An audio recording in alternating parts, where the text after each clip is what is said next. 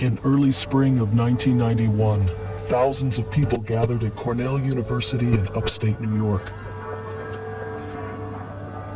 From all over North America, they came together to see His Holiness, the 14th Dalai Lama. I come from East and from Tibet. Usually people call roof of the world. So you see, my cultural background is something different. Due to different culture, my way of thinking also may be different. But however, we gathered here one place because irrespective what culture, is what faith, what a professional, all are same human being. On that basis, we come together.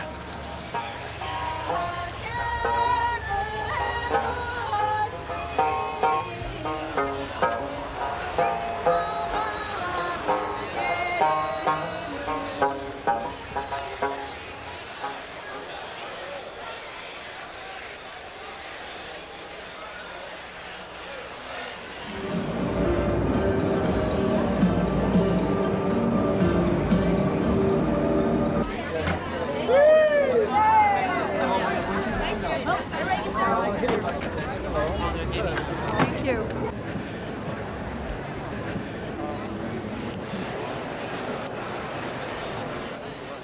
Cornell University is honoring the Year of Tibet, and this is one of the reasons why His Holiness has come to Ithaca.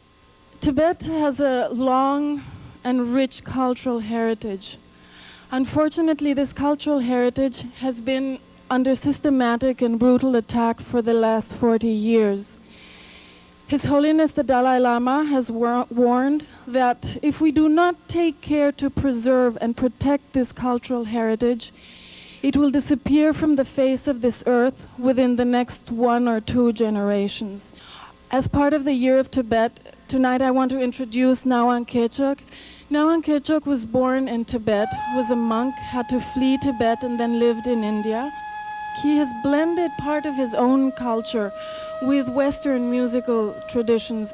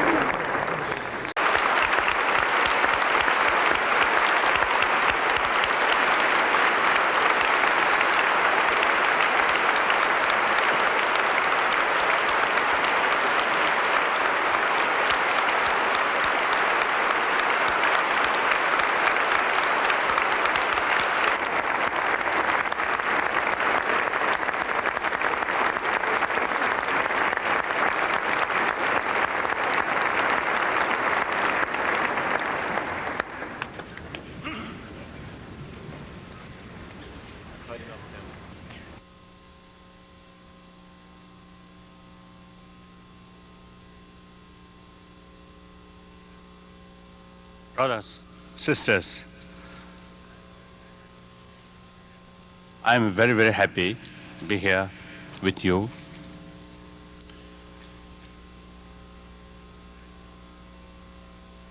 And especially to see these really beautiful flowers. I really enjoyed.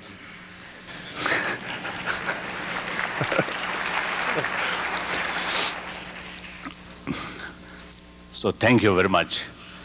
All the arrangement, and I very much appreciate, and I would like to thank to those concerned people. Without their effort, this opportunity will not materialize. So I very much appreciate.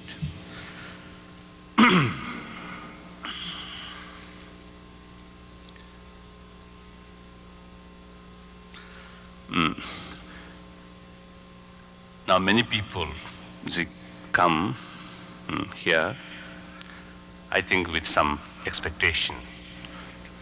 I'm afraid I have nothing to offer to you except to share some of my thought and my own little experience. So perhaps I hope some of you might find some new idea, possibly can, adopt your, your life. I think here, you see, this gathering, people from different places, I think you see different, no doubt, different mental dispositions. So always, whenever we find some differences, still there are certain things which combined with, which unified. Now, after all, every human being, by nature, want happiness and joy, do not want suffering. The genuine sense of brotherhood, sisterhood, on the basis of compassion. You see, that is, I consider that is the key factor. On that basis, it can develop some kind of, the realization of oneness in entire, humanity. And on that basis, it can be possible to develop the sense of universal responsibility.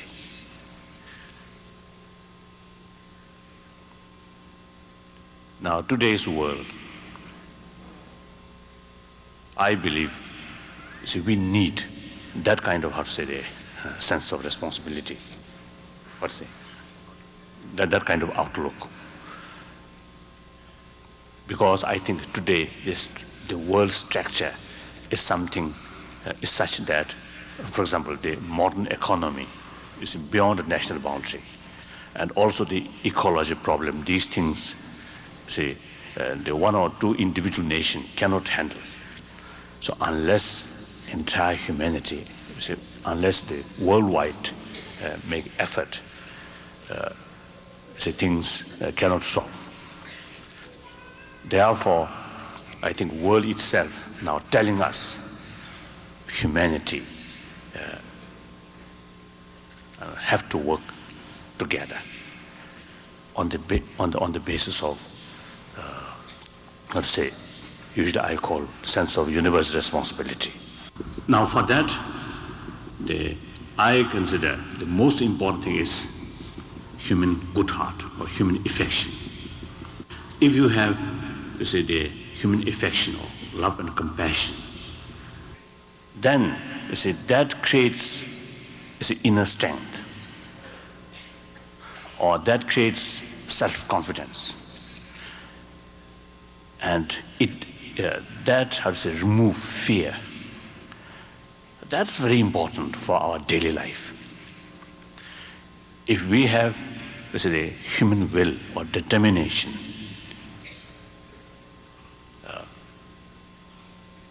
then we can utilize, I think, properly human intelligence. So combined human intelligence and human determination, human will, then our future definitely will be bright, better. So the something like prime mover in a positive direction is good heart. We should not consider, the subject of, love and compassion, forgiveness, these things as a religious subject. I believe when a human being born, I think we are free from any religion, any ideology, any faith, but we are not free from compassion and love. So therefore, it is very, very important to realize, these compassion or love, these things as a, the basic human good quality rather than religious subject. It's a various different religion. What they do is they're simply strengthening or increasing these natural human good qualities. Now everybody, I think, agree the compassion, say love, these things, something good. But then the question is, can we really cultivate these things? And can we really increase? Of course, this is not easy, but I can say, is it definitely it can, it can increase, it can develop. Because firstly, you see, human mind, in a way, difficult to change. But then, you see, with proper reasoning, with proper, training, then time goes, can change. According to my own small experience. Now, for example, you see, when I was young, I was quite short-tempered. It's that kind of person. But then, you see, the realization of the negativeness about anger and the positive thing about compassion and love, these things. Then eventually, see, it changed. Now today, of course, still occasionally I got temper, but see, I think in most cases, see, quite quite calm. And occasionally, you see, anger come, remain a few minutes. So, according to my own experience, it is possible, very possible, you see, to change for better.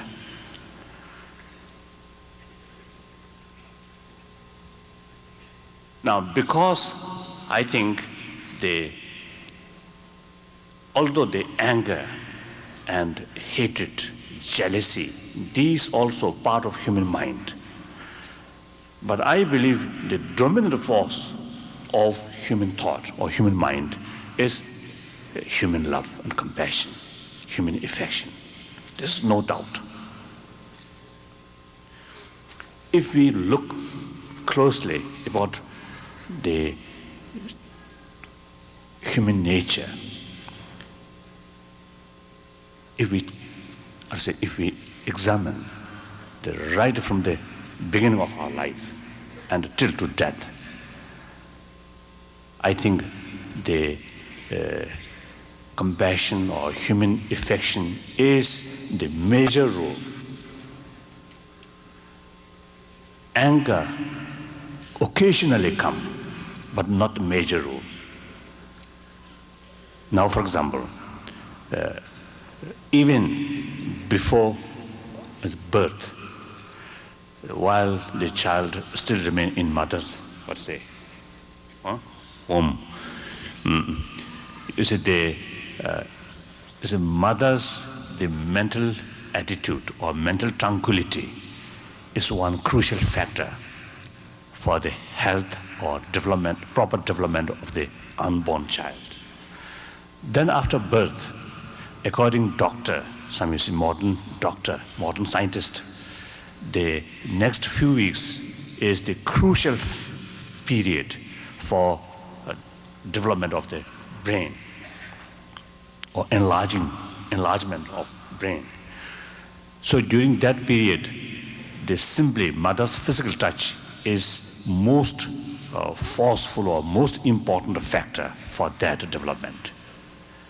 So this indicates the human body itself need the other's,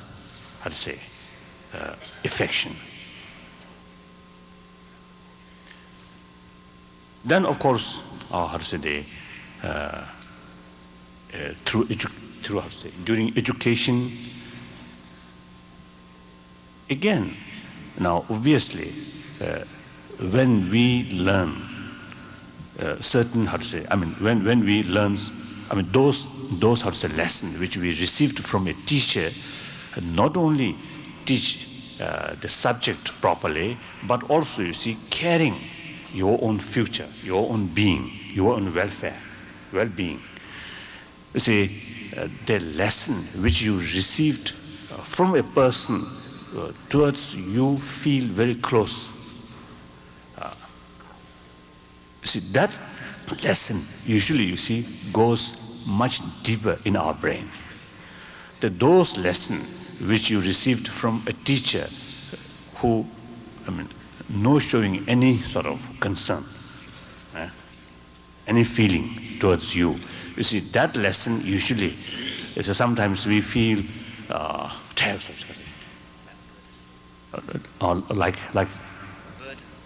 like burden. So that also is the human, how to say, human nature. It indicates human nature. Then, naturally, when we get sick, you see, we have to go to see a doctor. Then, you see, when we meeting a doctor, the doctor with full human feeling, with smile, with sort of, you see, the genuine concern about you, then you feel much at ease, or much, how to say, happy, much, how to say, comfortable. Then sometimes there's a doctor with a lot of the modern machines and equipment, but the doctor himself or herself showing as a part of mission, so no human feeling. Then sometimes we feel a little bit uncomfortable, isn't it? So these experiences shows how much we need the other's affection. And then the last day, our life, at that moment, we know there's nothing help from our friend during that moment. You know, you see, now you're definitely departing from them. No more use, your companion. However, at that moment, even that moment, the dying person, surrounded by trusted, how to say, friend, then feel much easier. So, therefore, I believe the basic human nature is more gentle, gentleness, compassionate one. Some people argue with that idea that human basic nature is aggressive nature.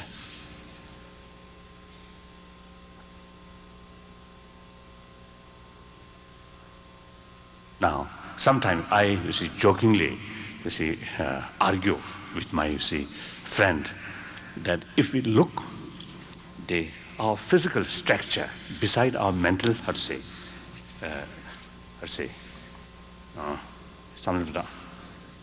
a mental state or mental nature. But even, you see, look at our physical structure. It seems we belong those animal species who are more gentle. See, check or I think you should look at our, how to say, nail, our nails and our teeth.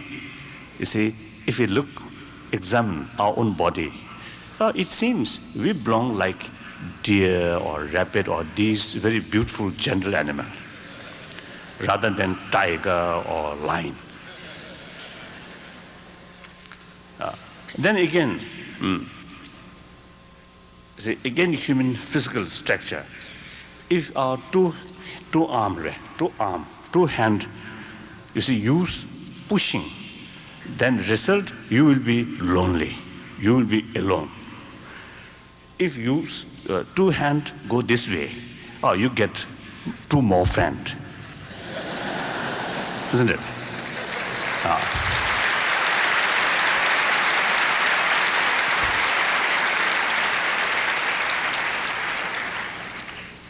So is it thinking these lines constantly, then I feel the human basic nature is more positive than negative.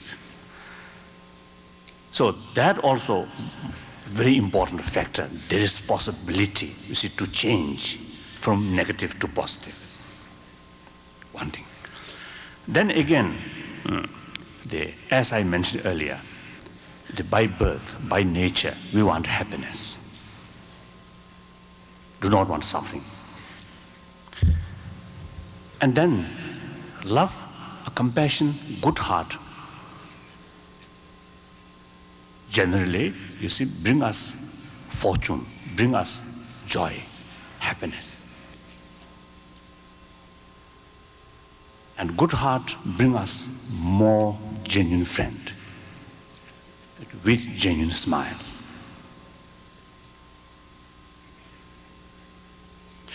Say, you see, I think beautiful, genuine smile is, I think, very important in our life. When someone, you see, feel uncomfortable or, I think, a bad mood or something,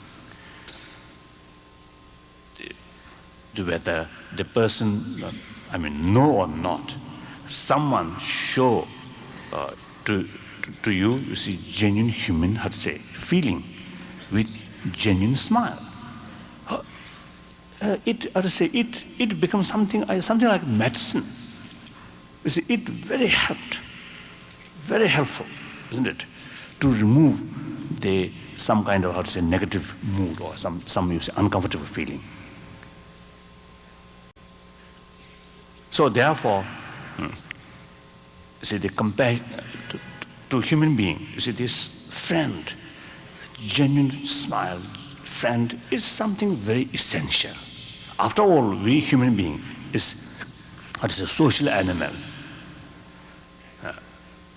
Whether we like it or not, we have to live together, side by side. So you see, nature law is so powerful. If we examine, you see, certain animals such as bees, you see, the nature law is such that, you see, they have, I think, very good sense of responsibility. They have no religion, they have no constitution, no police, but somehow, due to their nature, you see, they got some kind of sense of responsibility and a sense of, coordination or cooperation. We human beings, on the other hand, although same kind of social animal. And more than that, we have religion, we have constitution, we have many things. But somehow, sometimes, in a certain way, we more stupid, isn't it? So therefore, again, from that viewpoint also, the basic human nature is, you see, the compassion is something key factor. As I mentioned earlier, you see, the friend. How to bring a genuine friend? Through anger, through money, through force. Impossible to create or to bring genuine friend. Genuine friend bring only through genuine good heart. You see, wealthy people or people who have power, you see, usually they got more smile, more friend. But these friends, I often, you see, telling people that these friends are not genuine friend. You see, these friends are actually the friend of wealth or friend of power. The reason is, so long you have money and force, power, you see, these friends will come, will remain.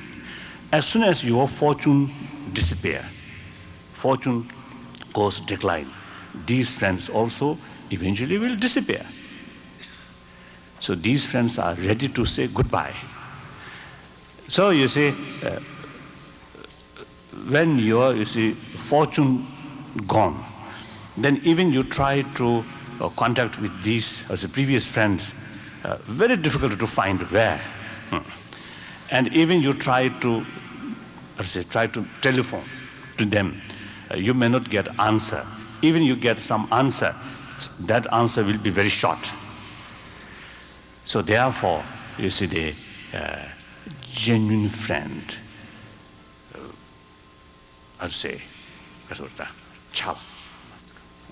genuine friend must come on the basis of your own good heart.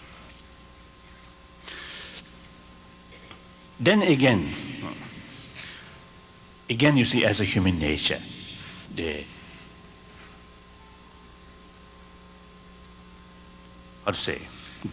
if you help other, if you share other suffering, ultimately that brings us more joy. If we forget others' right and others' welfare and think only oneself, then eventually you will be loser. Thinking using these lines, then you will develop certain kind of, the conviction or good heart is something really essential. So good heart should be a part of your life. Then here, the mental development, not sufficient, you see, to cultivate only on the positive side. But we need, you see, the certain effort to minimize or to reduce the negative side about our mind, such as anger. Now there are a variety of angers. There's some anger, I quite agree. You see, that is some psychologist. Some modernist psychologist, you see, believe that, you see, anger better to express. It's a certain anger which, you see, come due to some previous sort of, the negative experience. Then such things, express once, it reduces. But this is not the case every anger. Once you realize anger is something negative, something as a troublemaker, once you realize that even the realization itself, you see, makes some differences. So now, you see, think about anger. What is the usefulness about anger? Anger is something quite, I think quite cunning, quite clever. When we're facing some problem, some tragedy, then anger comes as a protector. And anger gives us more energy, more strength. And on the surface, you see, anger dispel, or anger, expel fear on the superficial level. But then, yes, you see, anger brings us some more energy. But that energy, if we look closely, that energy is something like blind energy.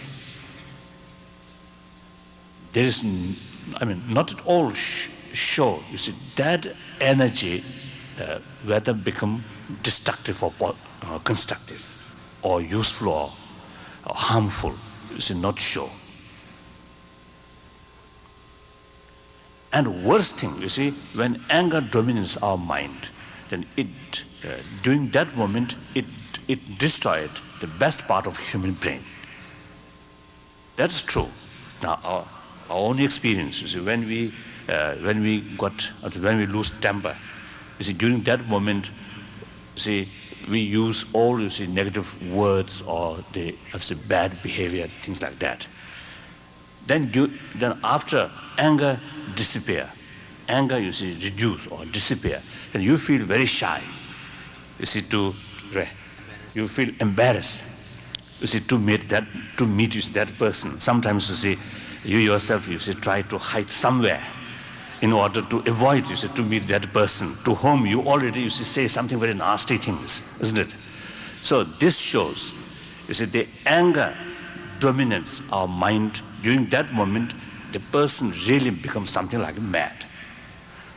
So therefore, the anger is always something, you see, anger brings us, you see, negative thing. Then again, now another question. You see, sometime, you see, if we remain very honest or very, how to say, humble or gentle, then some people, unfortunately, some cases, you see, may take advantage on that situation. Then in such a situation, you see, we analyze the situation, and the situation is really sure that you need some, how to say, strong countermeasure. You can take, you see, countermeasure without anger, with reason, with realization of the situation, and use maximum human intelligence. So that countermeasure, in fact, become more effective than the measure which you take which you take by anger motivated. Now, after all, what is the definition of enemy? Enemy means a force or individual person who destroy your happiness directly or sources of happiness. I mean, destroying the sources of happiness. Now look, usually we consider the sources of happiness, there are some variety. Friend, one source of happiness. Wealth also is a source of happiness. And fame, good name, these things.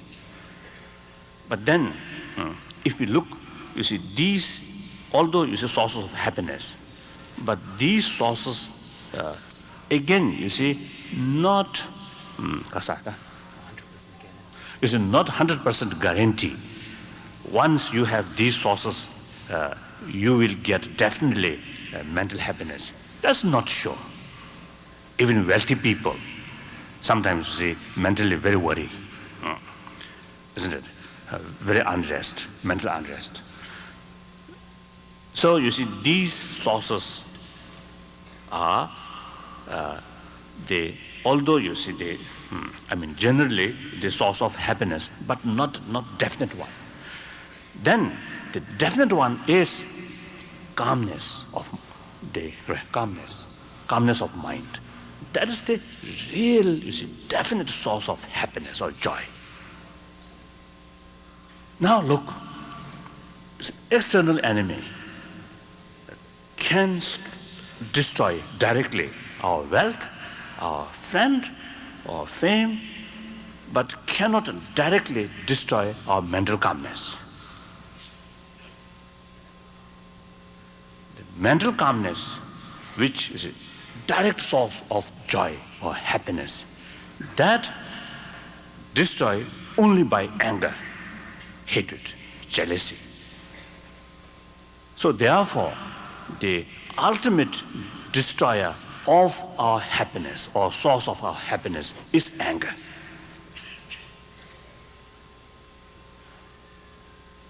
So therefore, the real ultimate enemy is within ourselves, not outside.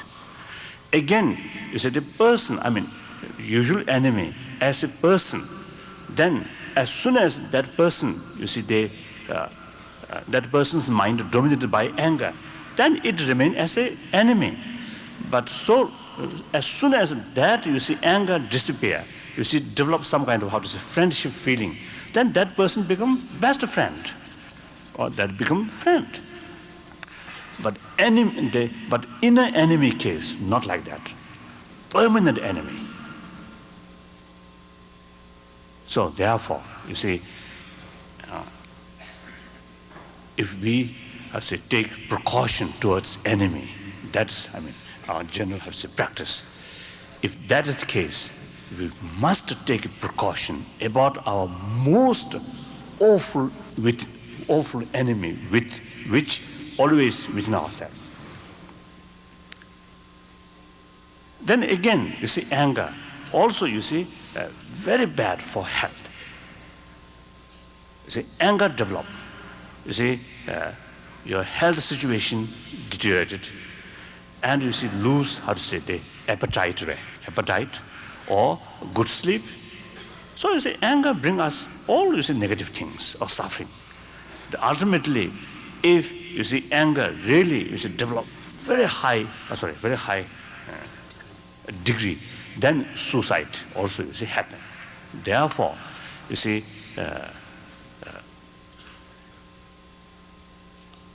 it is, I mean, important to have, you see, these kind of, outlook towards our the different parts of human thought.